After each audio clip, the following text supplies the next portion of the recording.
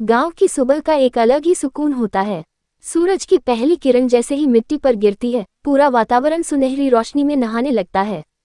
कहीं से बैलों की घंटियां बजती हैं, कहीं से बच्चों की हंसी की आवाज आती है।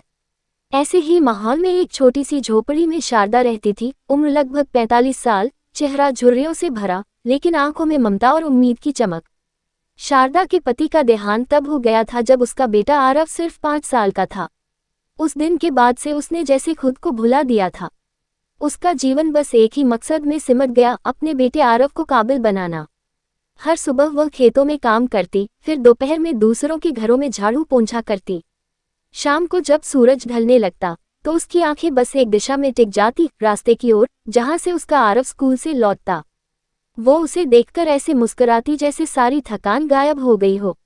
आरव भी माँ से बहुत प्यार करता था, लेकिन जैसे जैसे उम्र बढ़ी, उसके भीतर यह सवाल भी बढ़ता गया, क्यों हमारी जिंदगी इतनी मुश्किल है? क्यों माँ दिन रात काम करती है? एक दिन उसने माँ से पूछा, माँ, तू दूसरों के घरों में काम क्यों करती है? क्या मैं बड़ा होकर अमीर नहीं बन सकता? शारदा ने मुस्कुराते हुए उसके सिर पर हाथ फेरा, बिल्कुल बन सकता है बेटा। बस तू मन लगाकर पढ़। माँ का सपना है कि तू एक दिन ऐसा आदमी बने जिस पर मैं नहीं, पूरा गांव गर्व करे। दिन गुजरते गए। आरव पढ़ाई में होशियार था, पर पैसों की कमी हमेशा उसके पीछे रहती। गांव का स्कूल 10वीं तक ही था, आगे की पढ़ाई के लिए शहर जाना पड़ता। लेकिन शहर का मतलब था किराया, फीस, किताबें, और यह सब शारदा के लिए किसी पहाड़ जैसा था। एक रात जब आरव सो रहा था, शारदा दिए की लौ के सामने बैठी थी। उसके हाथ में अपने पति की पुरानी तस्वीर थी। वो धीरे धीरे बोल रही थी, देखो रामू, हमारा बेटा बड़ा हो गया है।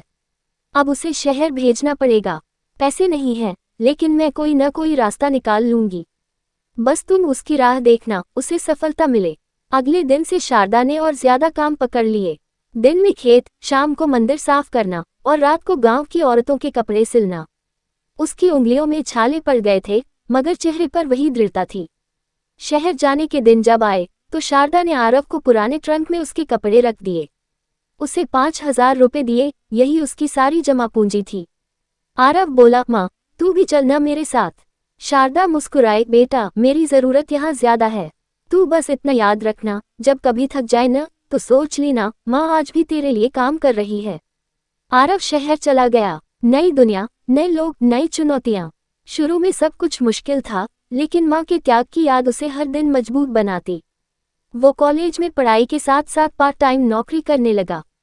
दिन में क्लास, शाम को रेस्टोरेंट में काम। नींद का मतलब बस कुछ घंटे था, लेकिन जब भी थकता, मोबाइल में माँ की तस्वीर देखकर मुस्कुरा देता, सब तेरे लिए माँ। उधर गांव में शारदा का जीवन और कठिन होता जा रहा था। उम्र बढ़ रही थी, शरीर साथ नहीं दे रहा था, मगर उसने कभी आरव से कुछ नहीं कहा। वो हर महीने उसे चिट्ठी भेजती, बेटा, मैं ठीक हूँ, खेत में फसल अच्छी है, तू बस पढ़ाई पर ध्यान दे। लेकिन सच्चाई ये थी कि खेत अब उसके बस में नहीं रहे थे। वो दूसरों के खेत में मजदूरी कर रही थी। कई बार तो भूखी सो जाती, ताकि बचाए हुए पैसों से बेटे को चिट्ठी के साथ मनी ऑर्डर भेज सके। समय बीतता गया। 4 साल बाद आरव ने इंजीनियरिंग की डिग्री हासिल की। कॉलेज के आखिरी दिन जब सब अपने माता पिता के साथ फोटो खींचवा रहे थे, तो आरव के पास बस माँ की पुरानी तस्वीर थी। उसने वो तस्वीर अपने सीने से लगाई और आंखें नम हो गईं। माँ, अब तेरी मेहनत रंग लाए। नौकरी लगने के बाद आरव ने पहला काम यही किया, गांव लौटना। जब वह बस से उतरा तो पूरे गांव के बच्चे उसे घेर लिए, अरे देखो, शारदा का बेटा शहर से आया है। लेकिन जब वह अपने घर पहुंचा तो घर वैसा नहीं था जैसा याद था।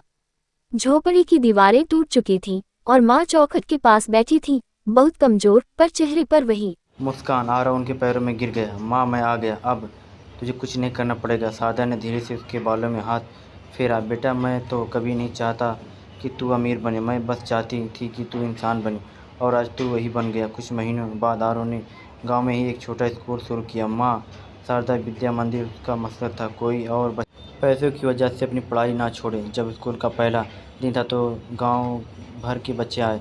शारदा भी वहाँ थी, एक कुर्सी पर बैठी। आरव ने माइक उठाया, अगर आज मैं यहाँ खड़ा हूँ तो सिर्फ अपनी माँ की वजह से, जिन्होंने खुद भूखा रहकर मेरे लिए अपने सपने पूरे किए। पूरे गांव की आंखें नम थी। शारदा बस चुपचाप मुस्कुराती रही थी। उसकी आंखों में अब बस अब कोई ख्वाहिश नहीं थी क्योंकि उसकी दुनिया पूरी हो चुकी थी। लेकिन वक्त बेरहम होता।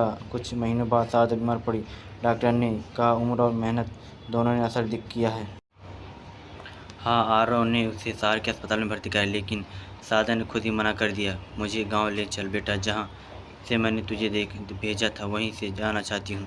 गांव लौटने के बाद वो हर रोज़ स्कूल की ओर देखती। एक शाम जब सूरज ढला रहा था तो बच्चों की हंसी की आवाज़ आ रही थी। शारदा ने धीरे से आरव का हाथ पकड़ा। बेटा, अब जब मैं ना रहूँ तो इस स्कूल को बंद मत करना। यही मेरा सपना है, यही मेरी सांस है। इतना कहकर उसकी आंखें बंद हो गई। चेहरा शांत था, जैसे कोई अधूरा वादा पूरा हो गया। आरव कई घंटे बाद उसके पास